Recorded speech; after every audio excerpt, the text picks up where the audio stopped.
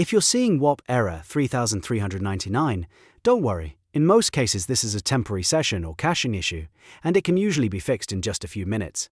In this video, I'm going to walk you through exactly what Whop Error 3399 means, why it happens, and how to fix it, step by step.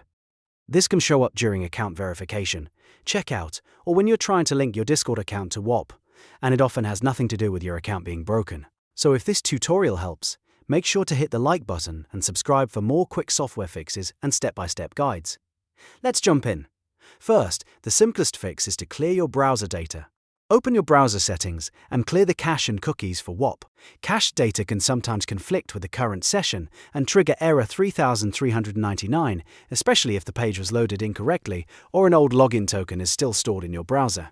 After clearing the data, close the browser completely, reopen it, and try logging back into Whop again. If the error is still there, the next thing to try is Incognito mode or private browsing. Open a new Incognito tab, go back to your Whop dashboard or checkout page, and test it again there.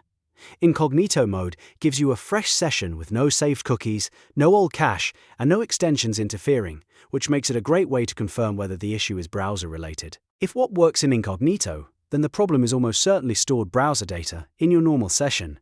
Now, if you're getting this error while trying to claim a Discord server role or connect your Discord account, you'll want to unlink and relink Discord.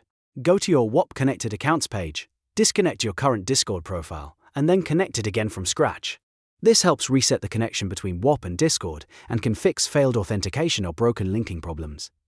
When you reconnect, pay close attention to the permissions screen. Make sure you approve the Whop bot or connection prompt properly, because a broken authorization token can cause error 3399 to appear again. If the permissions are incomplete, or if the bot did not receive the correct access, Whop may not be able to verify your account correctly. After reconnecting, refresh the page and test the action again. In many cases, one of these steps will solve the issue right away. But if not, don't panic. The key is to work through the fixes in order. Start with clearing cache and cookies, then try Incognito, then unlink and relink Discord, and finally re-authenticate with the proper permissions. These steps cover the most common causes of Whop Error 3399 and usually get everything working again without needing support. If this video helped you out, please give it a thumbs up and subscribe for more tutorials like this. And if you want, I can also help you create a shorter version, a voiceover-friendly version, or a full SEO package for this same video.